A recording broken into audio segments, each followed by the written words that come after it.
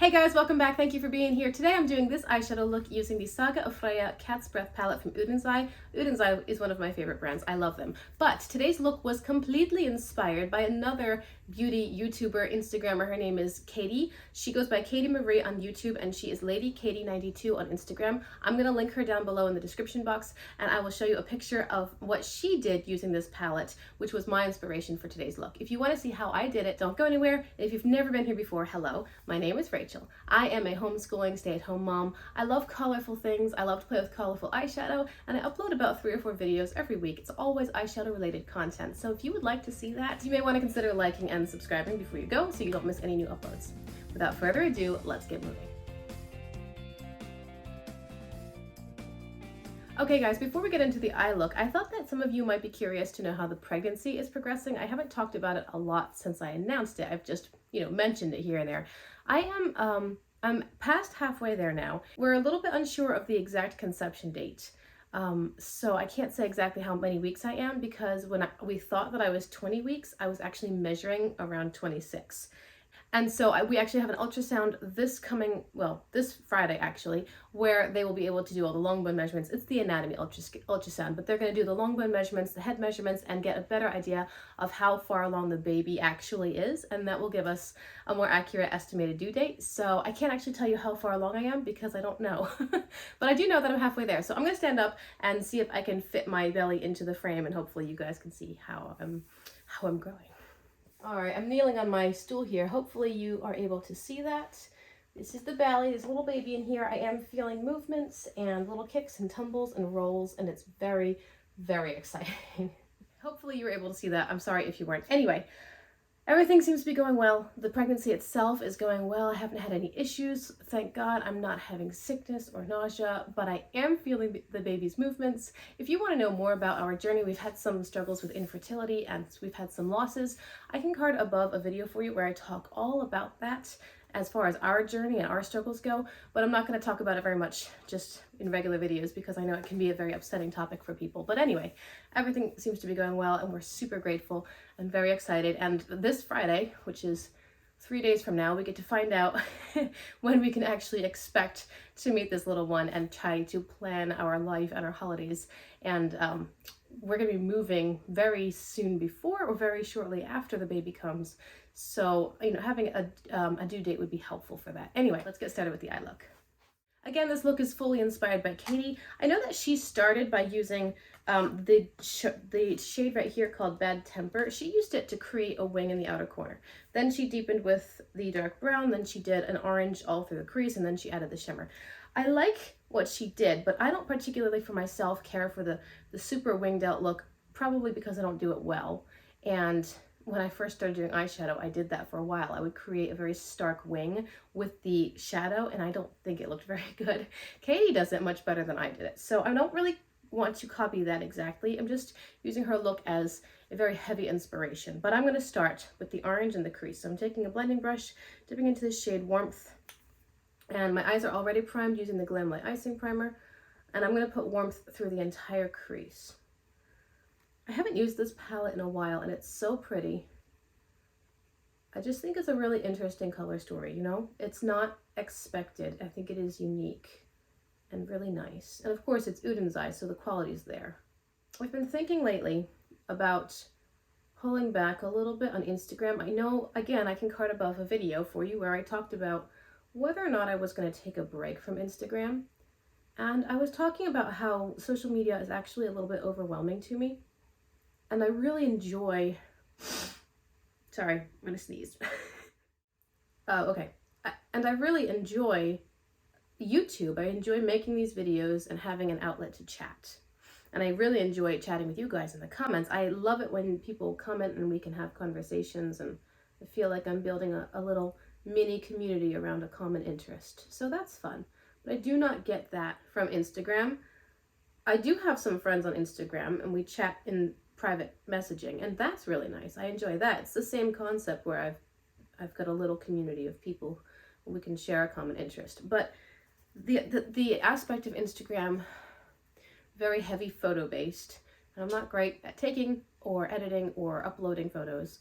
It's just not my strength. I don't enjoy taking selfies. I'm taking the same brush and grabbing white peach just on the edge. I'm gonna soften this color a little bit. I don't like taking selfies. I don't like having my phone filled with pictures of myself that haven't been posted to social media yet. I just don't really like it. I find that a little stressful. I feel a little bit vain, and I don't, that doesn't feed me. It doesn't give me joy. With the denser blending brush, I'm going into the brown shade called Cat Hair, and I'm going to deepen my outer corner. A while back, I was thinking maybe I need to take a break from Instagram because it's not giving me joy. It's not being a place of rest. I just find it a little bit more stressful than I should. And now that we're in October, I'm filming this on October 11th, I think. But I've got a whole week or two of videos that are lined up in my queue, so you guys probably won't see this for a while. But now that we're in October, every time I go on Instagram, I see all these Halloween-y looks. And I don't like Halloween. I don't like the scary makeup looks and the focus on devilry and bad things in general. I don't really like Halloween. I just don't. I don't have any happy memories from Halloween. We never did Halloween as kids. We never dressed up. We never went trick-or-treating. The only kid memories that I have personally of Halloween are giving candy out to the one neighbor who would knock on our door. We weren't the most popular family within the neighborhood, and so no one ever came to our house. So really, we just got all the candy, and that was fun. But Halloween is also the day that I delivered a stillborn son. And so, in general, I just don't have great memories of Halloween. And I don't like going onto Instagram and seeing all these pictures of skulls and people trying to make themselves look dead. And it's just kind of creepy. I don't like it.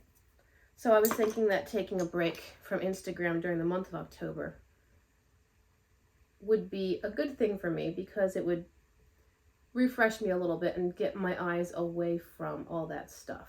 Now, I don't think it would be a full step back, maybe just a pause. I'm going to take the dark green. Katie, again, she did it as a wing. I'm just going to do it to deepen the outer corner a little more. It's called Bad Temper. So I'm not doing a full wing, I'm just doing the half little triangle thing I do. Anyway, I do have friends that I chat with in the Instagram messaging, and so I don't want to back away from them and from those conversations and relationships, because those are good and those are life-giving. It's just a lot of the other stuff. Halloween seems to be the time when the brands start launching into the holiday season, and they start with Halloween, and I just don't really want to see it. Not interested. I think I'm going to take Warmth on a small and pinch blending brush and bring that under my eye as well. Then I'll probably grab a smudger brush and dip into the dark green again to darken the outer corner. But I did want to bring some of this orange onto the lower lash line. This, for such a long time, basically until I got the orange Sorbet palette from BH Cosmetics, this was the best orange in my collection. It is so bright and vibrant, so much color payoff. It's great. It's great orange. Now I will take a smudger brush, dip into Bad Temper again, and just pat into the lashes at the outer corner of the lower lash line. So yeah, it's just something I've been thinking about. I mean, I go on Instagram and I see all the new palette releases with vampires and witches and devils and ghosts and goblins and monsters, and I just don't like that stuff. I don't want to see it. I don't want to see it. I think it's time for shimmer. I know for sure that she started with the orange shimmer, and there's only one in the palette, so I know which one she used. I'm taking a flat brush, grabbing the shade Soft. I've sprayed my brush with setting spray after grabbing the shadow, and I'm putting it on the lid space, starting at the center of the lid. But I'm going to leave the inner corner open for another shade too. The problem is I don't know which shadow she used for the inner corner. There are two blue white tone shimmers in here, and I know she used one of them, but I'm not sure which. I'm just laying this down and then I'll see which one I want to use, and I'm sure it'll be a close enough effect. And again, I'm just inspired by Katie. I don't want to just steal all of her ideas. And now the big question, which lighter shimmer should I use? I think I want to take the shade Cat Star because it's a little bit lighter toned than the other one, which is called Bling, and I do very much like contrast in my looks, especially at the inner corner. I like a lighter, brighter tone. So I think that Cat Star will give me that. in a lovely way. So I'm taking Cat Star, I've sprayed my brush after grabbing the shadow, and I'm putting that on the rest of the lid space. And I'm also going to pop it into the inner corner and drag it down onto the lower lash line to meet the orange matte, which I ended around 2/3 of the way in. I have to give Katie credit. She is very adventurous with her colors. Sometimes she'll just, I feel like when I look at a palette and trying to envision or create a look, I'm always in the back of my mind thinking, what's going to work together? And I don't know, maybe Katie does that and her mind just goes to different color combinations, but she'll use colors that I wouldn't have thought to pair together. And in my opinion, is kind of a brave color choice. Like, wow, I wouldn't have put those together. And she ends up with these really colorful looks. It's not necessarily that the style is unusual or outrageous or anything like that. You know, she doesn't have the style of, for example, Make Me Up Missa when she's having a Missa look. You know, it's not wild and crazy and graphic liner everywhere and, you know, eyeshadow out to here. It's not that sort of unusual style. It's more unusual colors, and she gets a lot of colors on her lids. She'll use several colors. You know, she might use 6 or 7 shades and get all of these different tones on her lid in one eye look. And I don't know that I'm quite that adventurous. So I have to give her credit because she's just like, sure, let's try it. You know, grab this shade and that shade and just put them all together and see how it looks. It takes a lot of bravery to do that, especially if you don't plan on washing it off immediately. And you know, she's got several children, so I'm pretty sure she wears her eye looks the whole day. As moms, we don't have time to do that. If I'm putting the time into doing my eyeshadow, it's staying on, unless I hate it. But I don't know. I admire her creativity in just going for it and seeing how it looks. Meanwhile, this is how this looks. Now the big question is, okay, the big question was which shimmers do I use? Now the big question is which waterline color do I use? Because I'm not sure. I think the obvious choice would be to use that beautiful vermilion eyeliner from Eye, but I'm gonna go with the less obvious choice. I'm gonna take a dark green from ColourPop and put it in the outer corner. This is the shade Canopy. It was from their Lush Life launch. Oh my goodness, every time I put liner on my upper waterline, my eyes start to water. I don't usually do it because of that. They usually start to water. And then I'm taking a white eyeliner. This is just, I don't know, it's a white eyeliner from somewhere, drugstore somewhere, and I'm putting that on the rest of my waterline. So starting in the inner corner to highlight that lovely blue-white shimmer, and then dragging it out to meet Canopy, and I'm just letting them overlap and fade into each other slightly. So I've got white and green, and I think that's pretty. That's the eye look. I'm going to go off camera and do a winged eyeliner, finish everything up, and I'll be back to show you how it turned out. Alright, here's the finished product. I put on a winged eyeliner on my lips. I'm wearing the shade Hot Spark from ColourPop's lip oils. It's like a slight orangey tinted lip oil. I love their lip oils, they're so comfortable. On my face I've got a little bit of highlighter from BH Cosmetics, and I did put on this shade of blush called Matchmaker from ColourPop's Mulan collection. And that is everything.